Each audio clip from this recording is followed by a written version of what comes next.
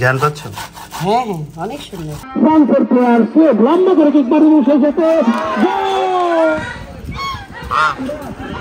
আসসালামু আলাইকুম guys, welcome to new blog. ঠিক আসরের আগে সময় প্রচণ্ড রোদ উঠছে রংপুরে। আর আজকে আমাদের একটা অনুষ্ঠান আছে, আমাদের এলাকায় একটা ফুটবল টুর্নামেন্ট, সেখানে আমরা জুস বার দিয়েছি। সেটার জন্য এখন জুস বানিয়ে নিয়ে যাব সবাই। এভাবে একটা টেবিল আর ছাতাও নিয়ে যাব। হেল্প করবে আমাদের তপু আছে, অপু আছে, মিরাজ আছে, শুভ আছে, সবাই আমরা যাব। আর আপাতত আমাদের এখানে মিন্ট তৈরি হচ্ছে, আর এটাতে লেমন, মিন্ট আর লেমনের দুটা ভেরি জুস আমরা নিয়ে যাব। আপাতত বিন নিয়ে যাচ্ছি সাইড গ্লাসের মতো, লেমনও সাইড গ্লাসের মতো। টুর্নামেন্টটা প্রত্যেক সিজনে আমরা এখানে টুর্নামেন্ট দিয়ে থাকি, এবারও সেম অবস্থায়। এই সিজনটা হচ্ছে ফুটবলের টুর্নামেন্ট চলে আমাদের এলাকায়। তো আজকে থেকে টুর্নামেন্ট শুরু, টুর্নামেন্টটা 1 মাসের মতো থাকবে। আজকে হচ্ছে উদ্বোধনী গেম, আর আমাদের গেম আছে কালকে।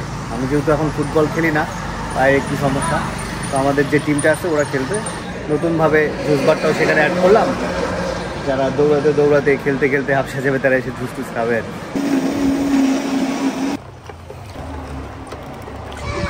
কতগুলো রাজাস,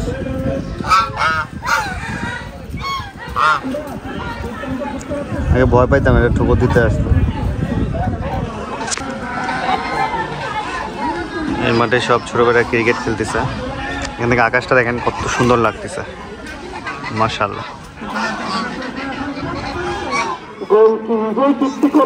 খেলাও শুরু হয়ে গেছে এখানে। আজকের আকাশটা মানে এত পরিমাণ ভালো লাগতেছে, মাশাআল্লাহ। আবারও সুন্দর বিষয়, আর মানিক প্রতিহত করছেন ফুয়াদ, দলীয় তিনি আবারও আউট বল। প্রথমার্ধের খেলা চলছে, আবারও সুন্দর করে বাড়িয়ে দিলেন বল ফুয়াদ। সেখান থেকে সাজিকের পায়ে বল, সাজিকের বাড়ি রেখে হৃদয়, আবার বলটি আরো বাড়িয়ে নেওয়ার চেষ্টা। ফ্রান্সের প্লেয়ার সেভ, লম্বা করে কিক বাড়িয়ে সেই সাথে সেই সাথে প্রথম একটি গোলের দেখা পেলেন দুর্দান্ত একটি দল ফ্রান্স। দুর্দান্ত একটি গোল পেলেন ফ্রান্স। সেখান থেকে রবিউল লম্বা করে বাড়িয়ে দিলেন ইসলামকে। আমরা দোকান কুশারের দোকান, আর দুইটা শরবতের দোকান। কিন্তু না,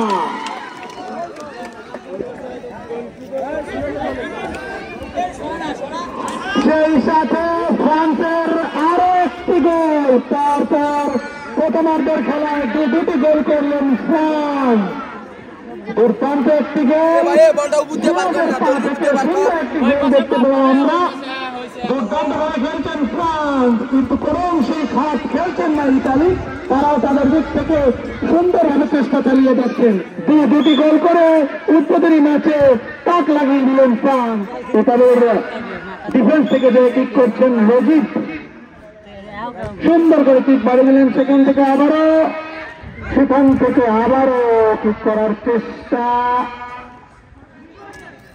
আবারও রিঙ্কু বাড়িয়ে দিলেন বল। রেফারিকেই কেন বাড়িয়ে দিচ্ছেন, আবারও লম্বা কিছু এবং সরাসরি ফুলকির হাতে বল।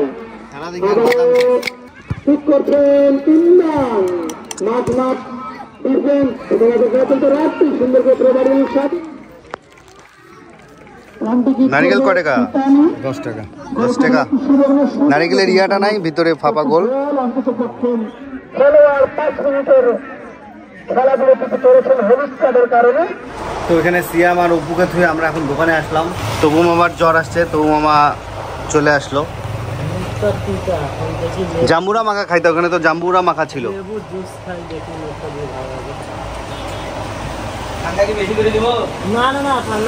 তোমার ও চিনি ছাড়া খাবি ওটা, তাহলে ভালো লাগবে।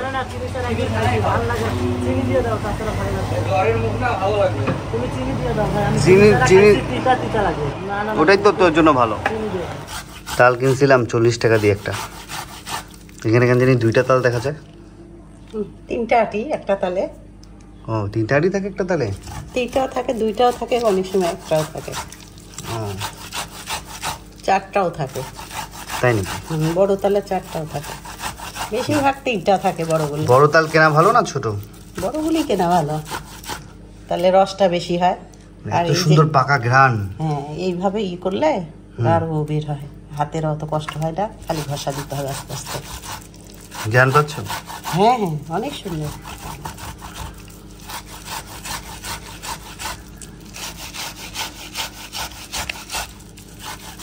এই ভিতরে বিচি ফাটালে খাওয়া যায় না? সাদা সাদা একটা হ্যাঁ, কি খাওয়া যায়। এটা রেখে দিলে এর মধ্যে ফোপা হবে। ফোপা হবে, হ্যাঁ খাইছিলাম নারকেলের একবার। মতো। নারিকেলের মতো না? কি করবো এটা? পিঠা? পিঠাই বানাবো। এই তালের আবার একটা ইয়া হয় না, পায়েস সকালে রুটি দিয়ে খায় যে? হ্যাঁ হ্যাঁ, ওইটা হয়। ওটা কি গুড় দিয়ে করে না এমনিতেই? গুঁড়ো দেওয়া যায়, চিনিও দেওয়া যায়, নারকেল দিতে হয়, দুধ দিতে হয়। চাল দেওয়া লাগে? চালের গুঁড়া? চালের গুঁড়া একটু দিলে সেন্ট সুন্দর আসে। চাল ভাজা চটপটিতে দেওয়ার জন্য ফুচকা, ফুচকা গুঁড়া। এখানে ডিম আর আলু সিদ্ধ না, নিয়ে যাও এটাও নিয়ে যাও। আমাদের বাংলাদেশে এখন যে বন্যাটা হচ্ছে উত্তরাঞ্চল সাইড, যেটা কুড়িগ্রামের সাইডে, ওখানে খুব বেশি এবার বন্যা হয়নি। ভারত থেকে যে পানিটা ছেড়ে দিছে সেখান 1 থেকে 2 দিনের মতো পানিটা ছিল, খুব বেশি ছিল না। তবে ফেনী কুমিল্লার সাইডে মোটামুটি ভালো বন্যা হয়েছে।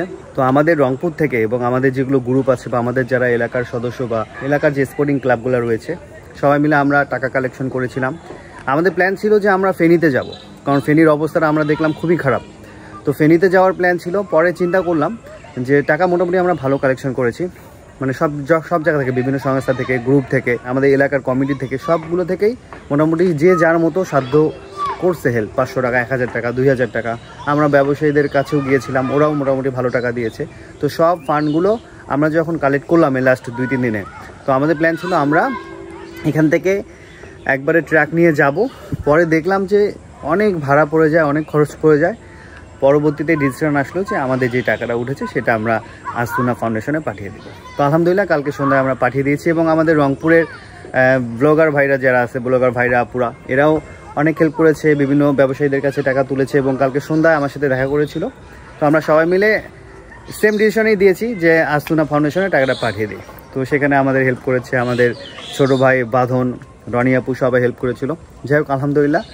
তো সবাই সবার জায়গা থেকে একটু এগিয়ে আসলেই ইনশাল্লাহ সব কিছু সুন্দর মতোই হয়ে যাবে। আমাদের উত্তরাঞ্চলে যে সাইডটা, এতে কিন্তু বছরে 3 বার এরকম বন্যা হয়। একবার হচ্ছে প্রাকৃতিকভাবে হয়, মানে এই সাইডটা একটু নিচু, 3 দিন যদি টানা বৃষ্টি হয় কুড়িগ্রামের অনেক বন্যায় ভেসে যায় অনেক গ্রাম। আর ভারত থেকে তো বছরে 2 বার পানি ছেড়ে বন্যা হয় সবসময়ের জন্য। তবে আমাদের এই সাইডটা ফোকাস হয় না বেশি বলেই মানুষজন কম জানে, কিন্তু আমাদের কুড়িগ্রাম সাইডে বছরে 3 বার করে বন্যা হয়।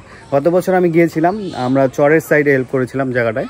বন্যার্থদের জন্য দোয়া করবেন, আমাদের আজকে মাদ্রাসায় এটার জন্য দোয়া আছে।